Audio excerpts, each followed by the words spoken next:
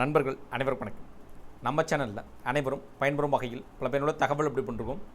இந்த வீடியோவில் 23/3/2026 2026ஆம் ஆண்டு மார்ச் மாதம் 23ஆம் தேதி சற்று முன் அகவிலைப்படி உயர்வு 60% DA/DR சார்ந்து வெளியான 6 புதிய தகவல்.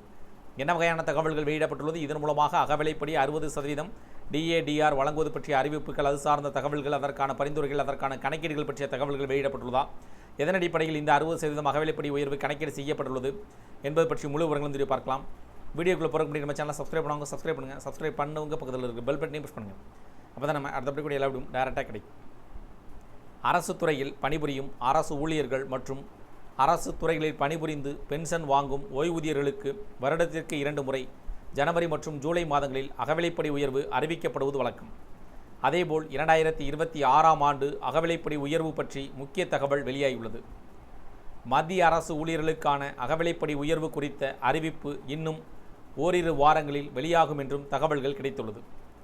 மத்திய அரசு ஊழியர்கள் மத்தியில் 8வது ஊதிய குழு தொடர்பாக எதிர்பார்ப்புகளும் அதிகரித்துள்ளன. 2026ஆம் ஆண்டு ஜனவரி மாதத்திற்கான அகவிலைப்படி உயர்வு குறித்து எதிர்பார்ப்பும் இருக்கிறது. லட்சக்கணக்கான மத்திய அரசு ஊழியர்கள் இதற்கான அறிவிப்பு எப்பொழுது வரும் என்று ஆவலுடன் காத்திருக்கின்றனர். மத்திய அரசு வழக்கமாக ஹோலி பண்டிகை அல்லது தீபாவளி பண்டிகை போன்ற முக்கியமான பண்டிகை சமயங்களில்தான் அகவிலைப்படி உயர்வை அறிவிக்கும். எனவே ஹோலி பண்டிகைக்கு முன்பாக மார்ச் மாதம் தொடக்கத்தில் நல்ல செய்தி வரும் என நம்பிக்கை இருந்தது. ஆனால் துரதிர்ஷ்டவசமாக இந்த முறை அப்படி நடக்கவில்லை. மார்ச் மாதம் பாதிக்கு மேல் கடந்துவிட்ட நிலையில் இதுவரை எந்த அதிகாரப்பூர்வ அறிவிப்பும் வெளியாகவில்லை. வழக்கமாக மத்திய அரசு ஆண்டிற்கு 2 முறை அகவிலைப்படியை உயர்த்துவதும் வழக்கம்.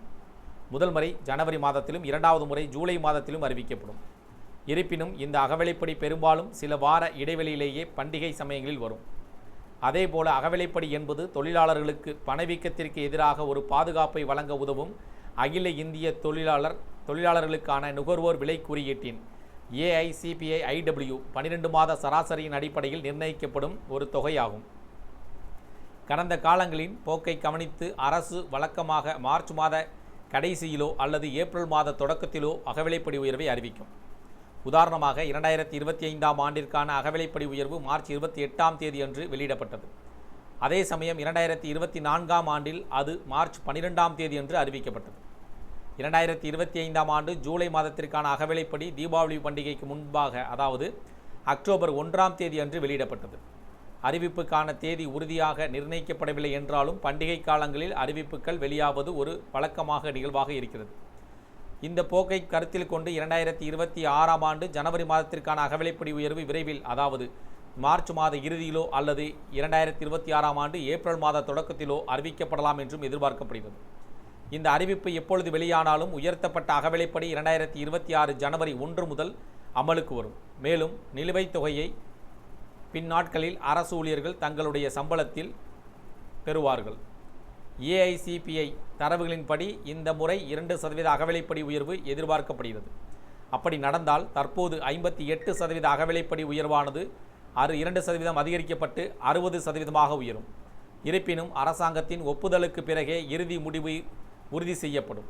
இந்த அகவிலைப்படி உயர்வு ஊழியர்களின் அடிப்படை சம்பளத்தில் 1% குறிப்பதால் அது அவர்களின் சம்பளத்தின் நேரடியாக தாக்கத்தை ஏற்படுத்துகிறது. உதாரணமாக, ஒரு ஊழியரின் அடிப்படை சம்பளம் 30,000 ரூபாயாக இருந்தால் 2% அகவிலைப்படி உயர்வு மூலம் மாதத்திற்கு 600 ரூபாய் அதிகமாக கிடைக்கும். அதேபோல வெவ்வேறு சம்பள நிலைகளில் உள்ள ஊழியர்களும் தங்கள் சம்பளத்தில் குறிப்பிடத்தக்க உயர்வை பெறுவார்கள்.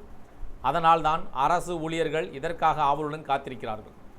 இதன் மூலமாக 2026ஆம் ஆண்டு ஜனவரி மாதத்திற்கான அகவிலைப்படி உயர்வு மார்ச் 2026 இறுதியில் அல்லது 2026ஆம் ஆண்டு ஏப்ரல் மாதம் தொடக்கத்தில் அறிவிக்கப்படும் என எதிர்பார்க்கப்படுகிறது.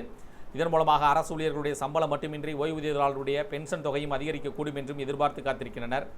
இந்த தகவல்கள் பற்றி உங்களுடைய கருத்துக்கள், வேறெனும் இது சார்ந்த கூடுதல் விவரங்கள் பற்றிய கமெண்ட் செக்ஷனில் பிடிச்சிருந்தால் லைக் பண்ணுங்கள்.